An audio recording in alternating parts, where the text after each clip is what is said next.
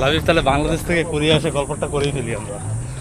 হ্যাঁ, শুরু করা যায়। Out of breadth.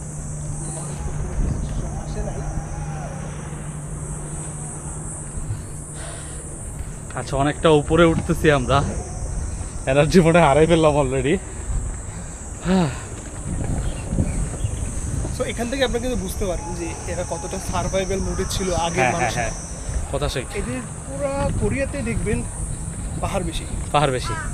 বাট এরা পাহাড়ের মধ্যে অনেক সুন্দর করে রাস্তা তৈরি করে দিছে। এমনকি আপনারা দেখতেছেন যে এরকম সিঁড়ি করে দিছে, মানে রিস্কি না আর কি। এত সুন্দর সিঁড়ি হয় না অ্যাকচুয়ালি। প্রতি এজের মানুষ এই সিঁড়িগুলোতে উঠতে পারে, যে কোনো এজের মানুষ। এই যে আমার মনে হয় পাশে একজন কাপড় দেখতে, ওর কাপড় অ্যাটলিস্ট 70-80 হবে এরা। হ্যাঁ, শুধু এটা না, আমি মাঝে মধ্যে ট্রেকিং করি, আমরা 3-4 বার ব্রেক নেই একটা ট্রেকিংয়ে, কিন্তু মাঝে মধ্যে 70 এজের কিছু কাপল থাকে, তারা ওই যে উঠতেছে আস্তে আস্তে, আমরা ওদেরকে 3-4 বার ক্রস করতেছি, কিন্তু বাই দ্য টাইম কচ্ছপের মতো ওরা আগায় যাচ্ছে। সো ওরা জানে পাহাড়ের সাথে ওরা পরিচিত, এর সাথে স্ট্রাগল করা যাবে না, এর সাথে মানায় চলতে হবে।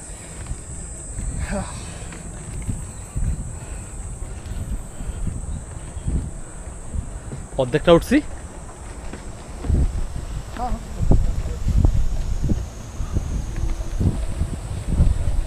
বাই দ্য ওয়ে, বাতাসটা অনেক সুন্দর, যেহেতু টেম্পারেচার অলমোস্ট 40 কাছাকাছি মনে হয়। এই বাতাসটা অ্যাকচুয়ালি, এই বাতাসটা সমুদ্রের বাতাস পুরো একদম। এই তো 1 কিলোমিটার দূরে হচ্ছে, 1 কিলোমিটার হবে না, 50 ইয়ার্স হবে, 50 ইয়ার্স, 500 ইয়ার্স, তার মধ্যেই হচ্ছে সি। যেখানে বসার জায়গা আছে। ও হ্যাঁ, এটা নিয়ে একটা কথা বলতে চাই। সেটা হচ্ছে এদের প্রত্যেকটা জায়গায় দেখবেন ছোটোখাটো পার্কের মতো জিমন্যাস্টিক্স আছে। হ্যাঁ। সো এখানে ওল্ড এজেরা ওই উপরে গিয়ে কিংবা নিচে গিয়ে এই যেখানে পেডলিং, হালকা ওয়েট লিফটিং, পায়ের, তারপরে হচ্ছে মানে বিভিন্ন ধরনের মানে ছোটখাটো যে জিমগুলো আর কি, এক্সারসাইজগুলো সব জায়গাতে, এবং ফ্রি।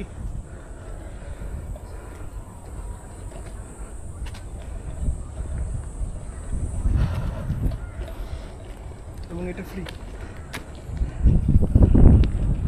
ও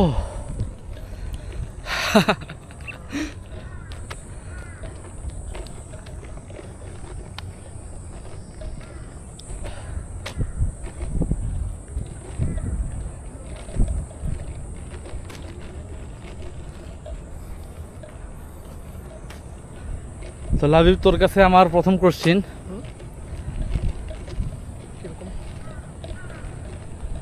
আমরা আসলে আমরা যারা বাংলাদেশ থেকে বাইরের দেশগুলোতে আসতে চাই বা হচ্ছে ভাবি যে আমরা যাব, আমরা প্রথমত একটা মানে নির্দ্বিধায় থাকি, যে সংকোচে থাকি কাইন্ড অফ, আমার কি দেশে প্রিপারেশন নেওয়া উচিত গভর্নমেন্ট জবের, নাকি বাইরে যাওয়া উচিত। তো এখান থেকে একটা কোশ্চেন অ্যারাইজ হয় যে আমরা যখন আন্ডারগ্রেডে থাকি আসলে কোন লেভেলে এই ডিসিশনটা নেওয়া উচিত। তোর কাছে আসলে কি মনে হয় যে এই ডিসিশনটা এই সেমিস্টারে আন্ডারগ্রেডের এই লেভেলে এই ইয়ারে আসে আমরা একদম ফিক্সড হব যে হ্যাঁ আমি গভর্নমেন্ট জবের প্রিপারেশন নেব বা আমি দেশে বাইরে জব প্রিপারেশন নেব। এখন ধরে নিলাম যে আমি কোন ইয়ারে, এটা আসলে কোন ইয়ারে নেওয়া উচিত? আচ্ছা, আমরা যারা মানে পাবলিক ইউনিভার্সিটি কিংবা প্রাইভেট ইউনিভার্সিটি পড়াশোনা করতেছি, বেশিরভাগই দেখা যাচ্ছে যে 2 সেমিস্টারে একটা ইয়ার, ধরলাম ইয়ারের কথা চিন্তা করি, হ্যাঁ 4 ইয়ারে তো আমাদের ব্যাচে। হ্যাঁ, সো প্রথম 1 বছর এমনিতেই যাই, এই লাফালাফি এসে হ্যান ত্যান। দ্বিতীয় বছর একটু পড়াশোনা দেখে আসা উচিত, এবং দ্বিতীয় বছর শেষ করার পরে তৃতীয় বছরে যখন পা দিব তখন আমাদের একটা অ্যাকচুয়ালি তখন থেকে আমাদের চিন্তাধারা ওঠা উচিত যে আমরা কী করতে চাচ্ছি। আমি কি গভর্নমেন্ট প্রিপারেশন নিব নাকি আমি বাইরে যাব। সো এই যে ডিসিশনটা, এই ডিসিশন মেকিং জায়গায় অনেকগুলো কনস্ট্রেন্ট থাকে, সীমাবদ্ধতা থাকে। যেমন আমি একটু হাঁপাই গেছি, আমি হাঁপাই গেছি। Sorry for that. সো এখান থেকে আমি বলবো যে তুমি কি চাও, তুমি কি চাইতেছো তোমার পরবর্তী লাইফে, তুমি ডাইভার্সিটি চাইতেছো কি? কালকে এই কথাটা নিয়ে বললেন, ডাইভার্সিটি চাও কি চাও না? হ্যাঁ, এই ডাইভার্সিটি চাও কি না, কিংবা তুমি একটা ছোট্ট একটা লাইফ লিড করতে চাও, দেশে একটা সরকারি চাকরি নিব, বাসায় যাব, তারপর বাসা থেকে অফিসে যাব, অফিস থেকে বাসায় যাব, তাহলে আমি মনে করি যে সিম্পল লাইফের জন্য আপনার ডিসিশন নেওয়া উচিত যে আমি গভর্নমেন্ট জবেই যাব। এখন গভর্নমেন্ট জবে তো অনেক ধরন আছে, যেটা আপনার ইচ্ছা আপনার সেদিকে যাবেন। আর বাইরে যাইতে চাইলে ফার্স্ট বিষয় আপনার মাথায় আনতে হবে যে আপনার ফ্যামিলি কী চাচ্ছে। এটা একটা কিন্তু বিগ কনস্ট্যান্ট। ভালো বলছিস। আপনার ফ্যামিলি কী চাচ্ছে, আপনার ফ্যামিলি কি চায় আপনি বাইরে যান, আপনার ফ্যামিলি কি চায় যে আপনি বাইরে গিয়ে ফিরে আসেন কিংবা বাইরে গিয়ে সেটেল হোক, এগুলো জানতে হবে। কারণ টাকা পয়সার বিষয় থাকে, যদিও যারা স্কলারশিপে আসে তাদের বেশি টাকা লাগে না, কিন্তু স্কলারশিপ ছাড়া যারা আসে তাদের এই জিনিসটা চিন্তা করা উচিত। কারণ পরিবারের প্রতি বার্ডেন হওয়াটা আমি পার্সোনালি পছন্দ করি না। আর তারপরে যদি হিসাব লাগে যে না আমি বাইরে যাবই, তাহলে পরিবারের সাথে ভালো মতো পরামর্শ করা উচিত। এবং তোমার বিগ প্ল্যান কি, লং টার্ম যে প্ল্যানগুলো, এগুলো নিয়ে বাসার সাথে কথা বলা উচিত। কারণ তাদের জানা উচিত তুমি কোথায় যাচ্ছ, কী করতে যাচ্ছ। সো এই জায়গাতে ডিসিশনটা এইভাবে নেওয়া উচিত, অ্যান্ড এইটা থার্ড ইয়ারের প্রথমেই শুরু করা উচিত। সো অনেকক্ষণ বললি, but moral of the story হচ্ছে যে খুব বেশি না, সেকেন্ড ইয়ারের শেষ হওয়ার পরে একদম থার্ড ইয়ারের শুরুতেই আসলে এটা ফিক্সডভাবে আসা উচিত যে হ্যাঁ আমি এইটা করব। কেন এখন ধরেই নিলাম যে থার্ড ইয়ার, আমারও আসলে আমিও আমাকে যদি কেউ জিজ্ঞাসা করে, আমারও মতামত হচ্ছে যে থার্ড ইয়ারের শুরুতে এই ডিসিশনটা নেওয়া উচিত। সো এটা একটা পয়েন্ট গেল। আরেকটা পয়েন্ট হচ্ছে যে যে ধরে নিলাম যে আচ্ছা ঠিক আছে, থার্ড ইয়ারে কোনো একজন স্টুডেন্ট সে ডিসিশন নিল যে আমি হচ্ছে দেশের বাইরে যাওয়ার চিন্তা করতেছি বা দেশে বাইরে যাওয়ার কথা ভাবতেছি। ও বাইরে, এটা কিন্তু ল্যাভেন্ডার। আচ্ছা, এটা কিন্তু একটা ল্যাভেন্ডার, পাহাড়ের উপরে ল্যাভেন্ডারের একটা বাগান দেখতে পাচ্ছেন। ও নাইস। এই সেই ল্যাভেন্ডার, অনেক সুন্দর গন্ধ, ঘ্রাণ। আসলে আমারও খুব ভালো লাগতেছে, আমার মনটা জুড়াই যাচ্ছে একদম। সো এখনো মনে হয় ফুল ব্লুম হয় নাই, হবে আশা করি। আচ্ছা, সো নেক্সট কোশ্চিন হচ্ছে যে কি স্কিল বা কি আসলে নিজেকে কিভাবে আসলে গ্রো করা যাইতে পারে, যে অনার্সে থাকাকালীন সময়ে, আন্ডারগ্রেডে থাকাকালীন সময়ে কেউ যদি কোনো একটা স্টুডেন্ট, সে সায়েন্স ব্যাকগ্রাউন্ডে হোক বা হচ্ছে ইঞ্জিনিয়ারিং ব্যাকগ্রাউন্ডে হোক বা আর্টস কমার্স, মোটামুটি যে কোনো ব্যাকগ্রাউন্ডেরই হোক, ওভারঅল একটা স্কিল মানুষকে গেইন করতে হয়। সেই ক্ষেত্রে তোর কাছে কি মনে হয় যে অনার্সে থাকাকালীন সময়ে কি স্কিল তার গেইন করা প্রয়োজন বাইরে যাওয়ার ক্ষেত্রে? আসলে এটা অনেক বিগ একটা কোশ্চেন, বাট ছোট্ট করে যদি বলি, প্রথমে আপনাকে ইংলিশে স্কিল রাখতে হবে। এটা ফার্স্ট চয়েস, এটা আপনাকে রাখতেই হবে। আইদার এটা আইএলস হোক বা যেটাই হোক বা যেটা দিয়েই হোক, ব্যাকগ্রাউন্ডে আইএলসের আগ পর্যন্ত আপনার হচ্ছে একটা ভালো স্কিল থাকা উচিত ইংলিশে। কারণ ইন্টারন্যাশনাল ল্যাঙ্গুয়েজ হিসেবে এটা যদি আপনার স্কিল ভালো না থাকে, আপনি কিন্তু কমিউনিকেট করতে পারবেন না, আপনি যাইতে পারবেন না, এটা নিয়ে আপনার সমস্যা হতে পারে। অ্যান্ড সেকেন্ড বিষয় হচ্ছে যে আপনি যে মেজরে আছেন, ফর লাইক মি, আমি যখন ইঞ্জিনিয়ারে ছিলাম তখন সিএসসিদের কিংবা অন্যান্য এখন যেগুলো ইঞ্জিনিয়ারিং ফ্যাকাল্টি কিংবা যারাই আছে, তাদের দেখা যাচ্ছে বেশিরভাগই এখন কম্পিউটার নিয়ে কাজ করতে হয়। সো সব কিছুই এখন এর দিকে যাচ্ছে। সো আই গেস পাইথনটা জানা উচিত, অ্যাটলিস্ট পাইথন জানা উচিত। আমি কিন্তু সরাসরি টু দ্য পয়েন্ট আসলাম, হ্যাঁ। মাঝখানে কিছু বললাম না। পাইথন জানা উচিত, মেশিন লার্নিং জানা উচিত, মডেল কীভাবে কাজ করে এগুলো জানা উচিত। কারণ যখন আমরা রিসার্চের কাজ করি, লাইক আপনি কিংবা আমি, যখন আমরা রিসার্চের কাজ করি তখন দেখাই যাচ্ছে যে আমাদের মডেল নিয়ে কাজ করতে হয়, তাদেরকে ডেটা বুঝাইতে হয়। এগুলো নিয়ে জানতে গেলে আমরা অ্যাকচুয়ালি এআইয়ের দিকে চলে যাই। এখন এআই ছাড়া কিছু নাই। সো ফার্স্ট প্রায়োরিটি হচ্ছে, সেকেন্ড প্রায়োরিটি হচ্ছে পাইথন জানতে হবে, তাহলে অ্যাটলিস্ট এটা জানতে হবে। তোর ফার্স্ট কথা হচ্ছে ইংলিশে প্রফিসিয়েন্সি থাকতে হবে বা সেই স্কিলটা গেইন করতে হবে। সেকেন্ড হচ্ছে প্রোগ্রামিং কোনো ল্যাঙ্গুয়েজ, ফর এক্সাম্পল পাইথন হইতে পারে, সি হইতে পারে, C++ হইতে পারে, যে কোনো হোক, একটা প্রোগ্রামিং ল্যাঙ্গুয়েজে একদম অ্যাডভান্স লেভেল পর্যন্ত যেতে হবে, দক্ষ হইতে হবে। সো এই দুইটা তোর পয়েন্ট। আরও কোনো পয়েন্ট? অ্যান্ড এর সাথে আচ্ছা ছোটো করে অ্যাড করতে চাই, আমি যেটা দেখছি আসলে ইভেন আমিও, আমরা আসলে যে কোনো কাজ শুরু করি হচ্ছে তোর মাইক্রোসফট অফিস দিয়ে। ওয়ার্ড হইতে পারে, পাওয়ার পয়েন্ট হইতে পারে, এক্সেল হইতে পারে। সো এইটা কিন্তু আসলে তুচ্ছ কোনো বিষয় না, না এটা মোটেও এটা তুচ্ছ কোনো বিষয় না। ইভেন আমি মনে করি যে এই মাইক্রোসফট অফিসের যে টুলসগুলো আছে, মানে যেই পয়েন্টগুলো আছে, যে কিওয়ার্ডগুলো আছে, এটার আসলে কোনো শেষ নাই। মানে এগুলো দিয়ে অনেক কিছু করা সম্ভব। বাট আমি দেখছি যে আমি যখন এখানে প্রথম আসছিলাম আমার ক্ষেত্রে, সো আমি যেহেতু এরকম ছিলাম, সো আমার মতো আরও অনেক স্টুডেন্টস আছে, যে বিষয়টা কীরকম যে আমি যেভাবে পাওয়ার পয়েন্ট বানাচ্ছি, যেভাবে প্রেজেন্টেশন দিচ্ছি, যেভাবে স্লাইডস রিপ্রেজেন্ট করতেছি, ওয়ার্ডে যেগুলো যেভাবে লিখতেছি, সেগুলো আমার এখানকার স্টুডেন্টদের থেকে আমি অনেক ব্যাকওয়ার্ডে ছিলাম। আচ্ছা, সো আমার কাছে মনে হয় যে আমাদের বাংলাদেশের স্টুডেন্টদের এটা ল্যাগিংস আছে।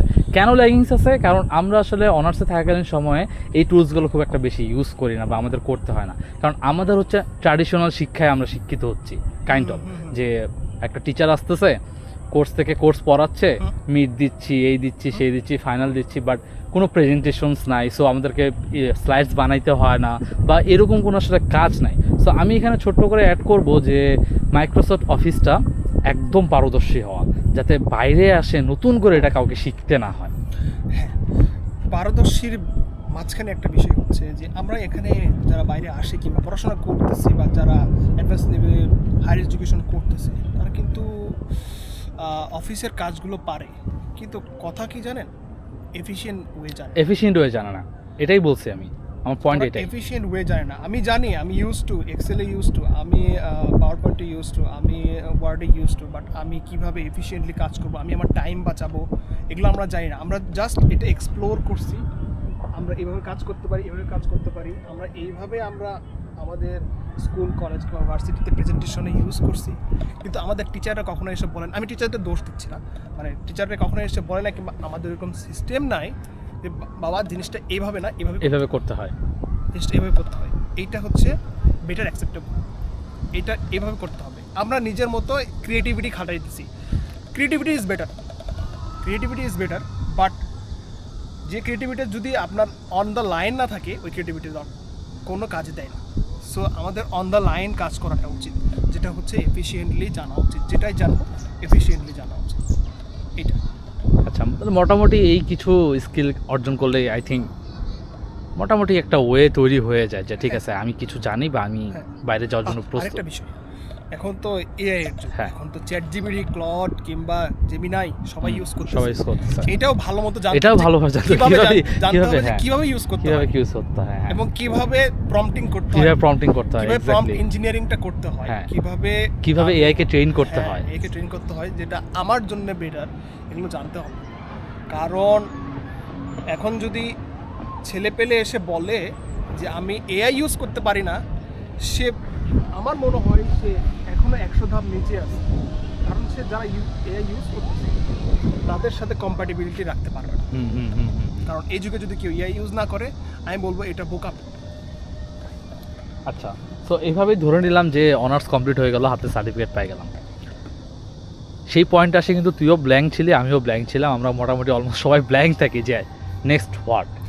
আচ্ছা, এইটা না একটা রেগুলারিটি মানুষের যখন নষ্ট হয়ে যায়, তখন একটা ব্ল্যাঙ্ক একটা ফুল স্টপ লেগে থাকে মানুষের পিছনে। যদিও কিছুক্ষণ আগে আপনি বলছিলেন যে হ্যাঁ, থার্ড ইয়ারে যেটা আমরা একমত পোষণ করছি যে সেকেন্ড ইয়ারের শেষে কিংবা থার্ড ইয়ারের প্রথমে একটা প্ল্যান করা উচিত, আমরা কী করতে চাই। যদিও মানুষের নসিব কিংবা ভাগ্য মানুষকে যেদিকে নিয়ে যাবে, সেটা ভ্যারি করে, সেটা নিয়ে আমরা বলতে পারবো না। কিন্তু বের হওয়ার পরেই যেটা আমার মনে হয় যে তুমি তোমার গণ্ডি থেকে বের হও। তুমি যে এখানেই থাকো না, তুমি যেই ভার্সিটিতেই থাকো না, যে দূরের ভার্সিটি যেখানেই থাকো, যে প্রত্যন্ত অঞ্চলে থাকো না, সেই গণ্ডি থেকে বের হও। বের হয়ে আউটার ওয়ার্ল্ড কী করতেছে তোমার পজিশনে, তারা কতটুকু দৌড়াদৌড়ি করতেছে, সে দৌড়াদৌড়ি সম্পর্কে জানতে হবে, এক্সপ্লোর করতে হবে। তারপরে আপনার ডিসিশন তো আগেই মেক করছেন যে আমি কী করতে চাচ্ছি, তখন বেটার কী হবে সেই দিকে যাওয়া উচিত। আপনাকে কম্প্যারিজন করতে হবে, অবশ্যই কম্প্যারিজন করতে হবে, দেন আপনাকে যাইতে হবে। ধরেন আপনি বাইরে যাবেন, ঠিক আছে, বাইরে যাওয়ার জন্য আমি কোন কোন ইউনিভার্সিটিতে যাব, আমার লিস্ট করতে হবে ইউনিভার্সিটি। আমি কোন ল্যাবে ঢুকবো, সেই ল্যাবগুলো আপনাকে জানতে হবে, আপনাকে মেইল করতে হবে। আপনি যদি বসে থাকেন, আপনাকে তো কেউ এসে মেইল করে বলবে না যে ভাই আমি আপনাকে নিব, আপনি আসেন। তাই না? এগুলো মিল করতে হবে। যদি রেফারেন্স থাকে আলহামদুলিল্লাহ খুবই ভালো, রেফারেন্স থাকলে সেই উপায়ে যাও, সে মানুষদের সাথে কথা বলো, কী কী তোমার স্কিল দরকার সে ল্যাবে যাওয়ার জন্য, সেটা যাওয়ার আগে শুরু করো। এটা আমি আমার হিসেবে বললাম। বাট যারা সেলফ ফান্ডিং, যেমন শুধু সাউথ কোরিয়ার কথা নিয়ে বললে ভুল হয়, যেমন ইরাসমন্ডাসের জন্য যারা ট্রাই করতেছে, সেখানে যাওয়ার জন্য কী রিকোয়ারমেন্টগুলো দরকার সেগুলো তোমাকে গেইন করতে হবে। আইএলস ফার্স্ট, দেন ওখানে যাওয়ার জন্য যে সুন্দর সিভি বিল্ড আপ করতে হয়, কী কী স্কিল দরকার, কারণ তুমি তো একাই যাইতেছো না, সেখানে অনেক ছেলেপেলে টু দ্য পয়েন্ট সিভিও কিন্তু অনেকে ঠিকমতো বানাতে পারে না, এটাও একটা বিষয়, এটাও একটা স্কিল, কিন্তু স্কিল ডেফিনেটলি। সো এইভাবে আর কি যেখানে যাব সেই সম্পর্কে আমাকে জানতে হবে ফুললি। আমি মহাসমুদ্রে পা দিতে পারবো না, হ্যাঁ, সমুদ্রটা যাব কিভাবে পার করব। সো এই ক্ষেত্রে আমার কাছে মনে হয় যে অনার্স শেষ করার পরেই, যেহেতু আমি বাইরে যাওয়ার ডিসিশন নিয়েছি, আমার প্রথম কাজ, আচ্ছা আমার কোনো কিছু নাই, আমার কোনোখান থেকে অফার নাই, কোথাও অ্যাপ্লাই করিনি, ওকে ফার্স্টে আইএলসটা দিয়ে দিই। আমি যেটা করছিলাম আমার কাছে মনে হয় এটাই ইফেক্টিভ হয়। কেন ইফেক্টিভ হয়? কারণ আমি বলবো যে বর্তমানে আইএলস এক্সাম দিতে অলমোস্ট 30,000 টাকা খরচ হয়, প্রাসঙ্গিক আনুপ সব কিছু মিলায় 35 থেকে 40,000 একবার আইএলস এক্সাম দিতেই চলে যায়। সো আমি যখন একবার আইএলসের জন্য রেজিস্ট্রেশন করতেছি, আমার এতগুলো টাকা খরচ হচ্ছে, আমি প্রিপারেশন নিচ্ছি, আমি স্কোর যেটাই পাই ডাজন্ট ম্যাটার, সেটা পরে আসতেছি, বাট আমার একটা নিজের মধ্যে একটা বিল্ড আপ তৈরি হয় যে আমি টাকা খরচ করতেছি, আমি বাইরে যাওয়ার জন্য ট্রাই করতেছি, দ্যাট মিনস আমাকে এখন যেতেই হবে।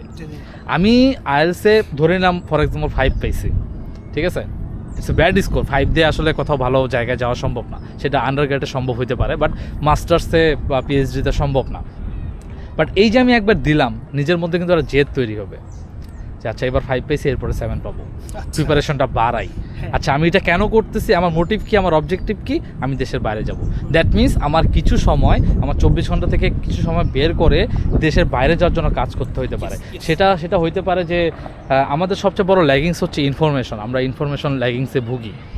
কিন্তু আমি মনে করি যারা আমরা অনার্সে পড়াশোনা করতেছি বা অনার্স শেষ করছি, তাদের মোটামুটি সবাই আমরা ফোন আছে, হাতে ল্যাপটপ আছে, ইন্টারনেট আছে, সো আমাদের কাছে গোটা দুনিয়া আছে, অ্যাটলিস্ট ফোন আছে, হ্যাঁ, যেটা গোটা দুনিয়ায় অ্যাচিভ করা সম্ভব বা গোটা দুনিয়ার ইনফরমেশন নেওয়া সম্ভব।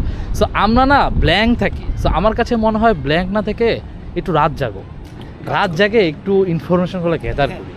কারণ বর্তমান যুগে আসলে ইউটিউবে বা ফেসবুকে বা সোশ্যাল মিডিয়ায় বা হচ্ছে যে কোনো ভার্সিটির ওয়েবসাইটে যে কোনো কিছুতে সব ইনফরমেশন ফার্স্ট টু লাস্ট দেওয়া থাকে। সো কেউ যদি জাস্ট ফলো করে, আমার মনে হয় না তাকে কোনো এজেন্সির কাছে যাওয়ার দরকার হইতে পারে বা প্রয়োজন আছে।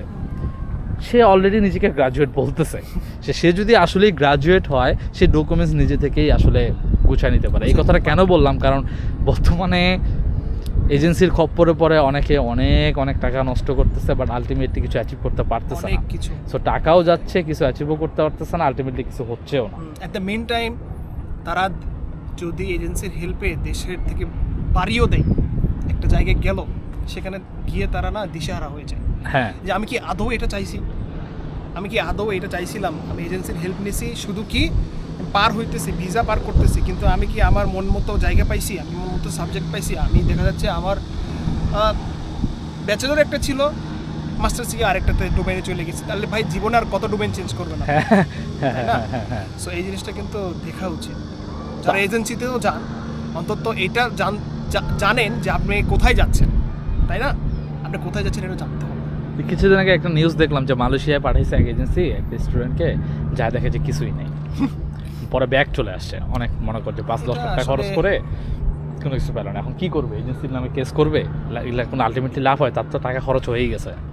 ভাই আমরা বাইরে আসছি না, একটা জিনিস না আমাদের মাথায় রাখা উচিত যে আমরা বাইরে আসছি, কিংবা যারা দেশে আসছি বাইরে যাব, বাইরে যেতে পারলে যে দুনিয়ার সব কিছু আমি অ্যাচিভ করে ফেলবো, এমনটা না। টোটালি এইটা না মাথা থেকে ঝেড়ে ফেলে দেন। হ্যাঁ, দেশে কিছু নাই, বাইরে যাব, বাইরে গিয়ে সব কিছু করতে পারবো। আপনি দেশে কিছু পারেন না ভাই, আপনি বাইরেও পারবেন না। এটা একটু কটু কথা হয়তো মানুষের লাগতে পারে, কিন্তু জিনিসটা সত্য। দেশেও অনেক কিছু করা যায়, আপনার হয়তো পদ কম, জায়গা কম, কিন্তু করা যায়। এটা বললেন না যে আমি কিছু করতে পারবো না দেশে, এই জন্য আমি দেশের বাইরে আসতেছি, এটা একটা ভুল ধারণা। আসলে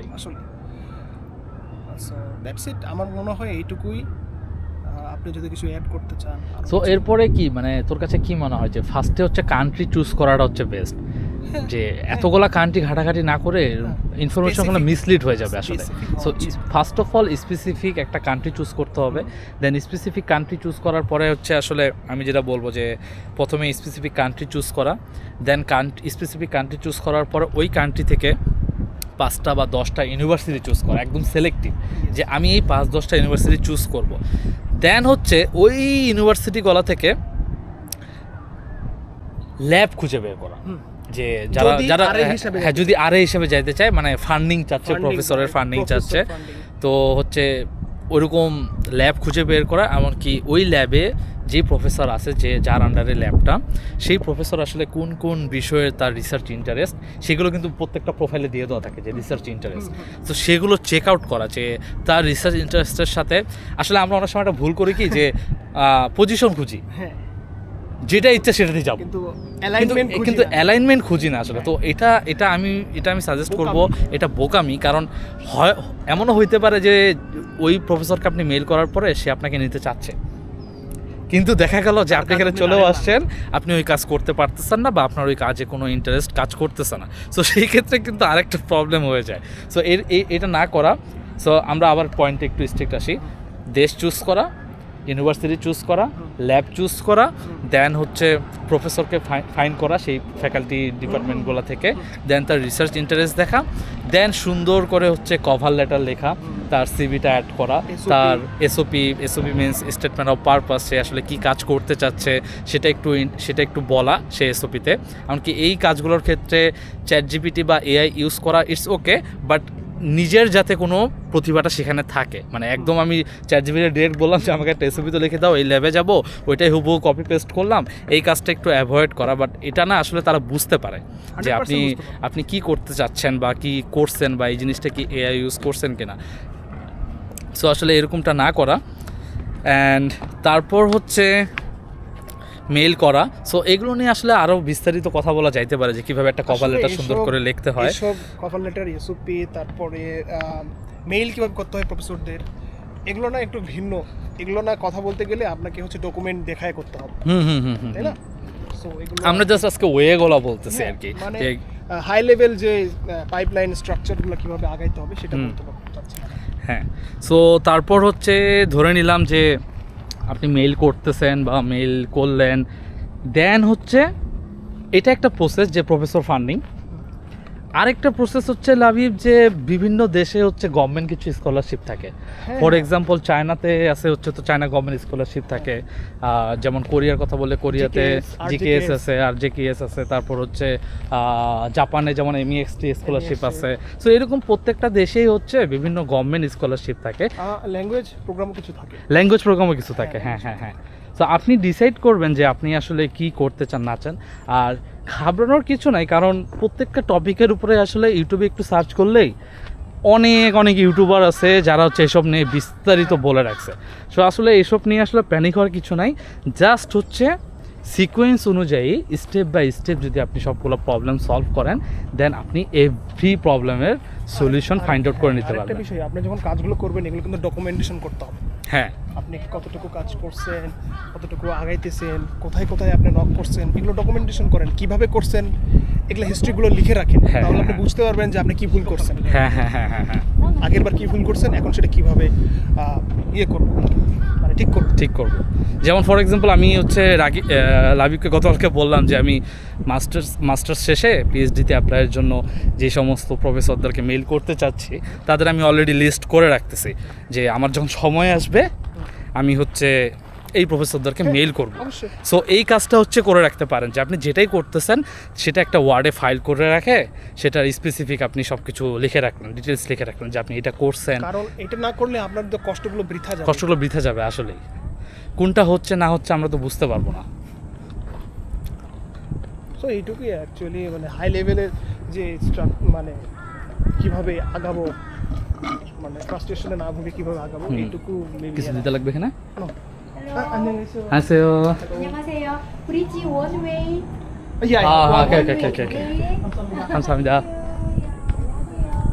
সো তারা বলতেছিল যে এই ব্রিজটা হচ্ছে ওয়ান ওয়ে, হ্যাঁ ওয়ান ওয়ে। আপনি গিয়ে কিন্তু ফেরত আসতে পারবেন না।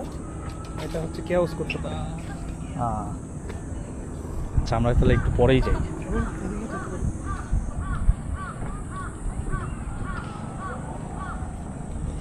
ভাবি এখানে দুটো ছবি তুলে দিবি না? হ্যাঁ, তোলা যায়। আপনি তুলবেন? হ্যাঁ হ্যাঁ, হ্যাঁ, হ্যাঁ। আমার ফোনটা নে। নিচে যাবেন? নাকি এখানে? না এখানেই।